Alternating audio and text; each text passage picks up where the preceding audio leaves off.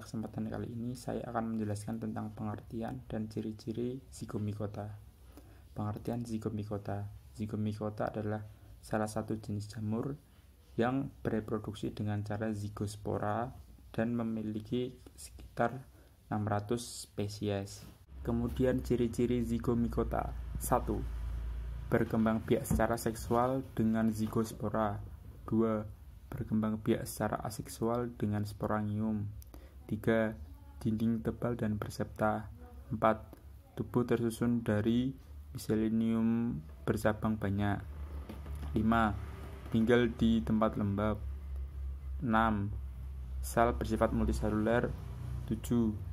Spora yang beristirahat membentuk zigospora. Akan menjelaskan tentang struktur tubuh zigomikota. Bentuk struktur tubuh jamur terdiri atas sporangium dan 3 jenis hifa. Sporangium adalah bagian tubuh zigomikota yang berperan dalam perkembangbiakan secara aseksual. Nama 3 hifa yang terdapat dalam struktur tubuh zigomikota meliputi hifa stolon, hifa rhizoid, dan spongariofor. Hifa stolon adalah hifa yang menjalar di permukaan substrat. Hifa rhizoid adalah jenis hifa yang menembus ke dalam substrat. Hifa sporangiofor adalah bentuk hifa yang menjulang ke atas dan membentuk sporangium. Spongarium adalah kotak spora yang berisi banyak spora.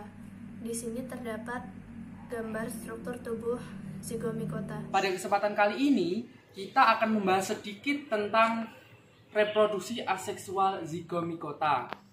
Nah, pada reproduksi aseksual zigomikota dilakukan dengan fragmentasi hifa dan pembentukan spora aseksual. Nah, hifa yang sudah terputus kemudian akan menimbulkan hifa jamur baru. Halo, perkenalkan, saya Meifa Nafiah dari kelas 10 MIPA 1 nomor absen 16. Saya di sini akan menjelaskan mengenai proses reproduksi seksual zigomikota. Proses reproduksi seksual zigomikota dimulai dengan berdekatannya sitoplasma hifa dari 2 individu jamur haploid positif dan negatif. Masing-masing hifa pada sisi tertentu mengalami pembengkakan dan pemanjangan yang disebut gametangium. Dinding gametangium pecah dan inti positif menyatu dengan inti negatif membentuk diploid. Ini merupakan peristiwa plasmogami yang diikuti dengan peristiwa karyogami. Pertemuan gametangium positif dan negatif membentuk zigospora yang berisi banyak inti diploid atau heterokaryotik. Zigospora tumbuh, dinding menebal, berwarna hitam, dan banyak terdapat cadangan makanan atau lemak. Inti diploid kemudian membelah secara meiosis. Setelah itu, zigospora akan beristirahat untuk waktu yang lama. Spora akan kembali tumbuh jika ada substrat yang cocok dan membentuk sporangium. Kemudian, inti haploid terbelah menjadi inti spora yang terbentuk pada sporangium. Jika spora matang, spora akan robek dan sporanya akan menghasilkan spora positif dan negatif, kemudian menyebar. Pada kali ini, saya akan mempresentasikan mengenai klasifikasi jamur Rhizopus oryzae dan jamur Musor mukedro. 1. Jamur Rhizopus oryzae. Jamur Rhizopus oryzae merupakan jamur yang sering digunakan dalam pembuatan tempe. Jamur Rhizopus oryzae sangat aman untuk dikonsumsi karena tidak menghasilkan toksin dan mampu menghasilkan asam laktat. Pada dasarnya, jamur Rhizopus oryzae memiliki kemampuan untuk mengurai lemak kompleks menjadi trigliserida dan asam amino. Klasifikasi jamur Rhizopus oryzae. 1. Kingdom fungi. 2. Divisio zigomikota.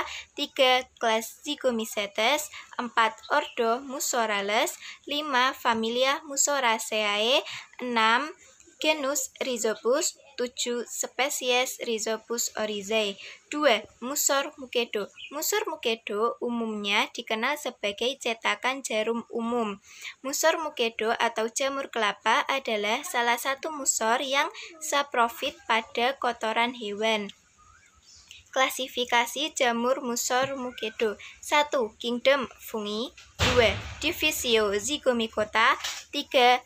Kelas Zygomycetes. 4. Ordo Incertae sedis.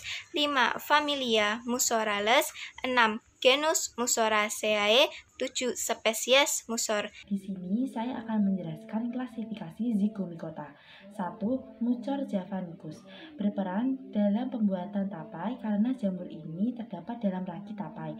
Jamur ini termasuk makhluk hidup yang mempunyai daya untuk mengubah tepung menjadi gula. Klasifikasi Mucor javanicus. 1. Nama ilmiah Mucor javanicus. Kelas Zygomicota, klasifikasi lebih tinggi Mucor, filum Zygomicota, keluarga Mucoraceae, ordo Mucorales. 2. Pilobolus.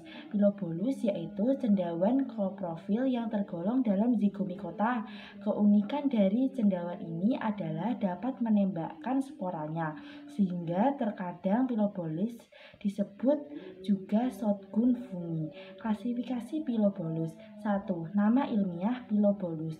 Divisi Zygomicota, kelas Mucoromicotina, ordo Mucorales, dan keluarga Pilobolaceae. Contoh 2 spesies dari Zygomicota. Yang pertama, Beauvaria bassiana merupakan cendawan entomopatogen, yaitu cendawan yang dapat menimbulkan penyakit pada serangga. Yang kedua, Metarhizium anisopliae yang sebelumnya dikenal dengan nama Entomoptera anisopliae, yaitu jamur yang tumbuh secara alami di tanah seluruh dunia dan dapat menyebabkan penyakit pada berbagai serangga dan bertindak sebagai parasitoid. Di sini saya akan menjelaskan 2 spesies Zygomicota yang merugikan.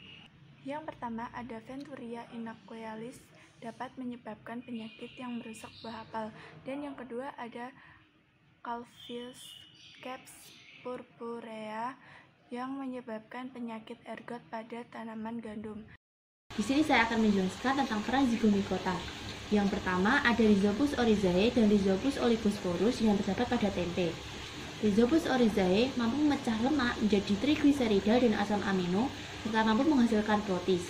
Sedangkan Rhizopus oligosporus dalam proses pembuatan tempe dari fermentasi kedelai mampu menghasilkan enzim filase yang memecah fitat menjadikan komponen makro menjadi mikro sehingga tempe lebih mudah dicerna.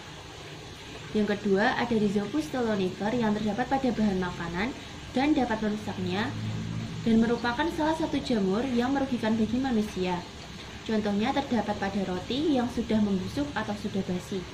Yang ketiga ada Rhizopus nigricans yang berperan dalam proses pembuatan asam fumarat dan hidup pada buah tomat. Yang keempat ada Musor mukedo atau sering disebut sebagai jamur kotoran ternak yang hidup sebagai saprofit pada kotoran hewan ternak.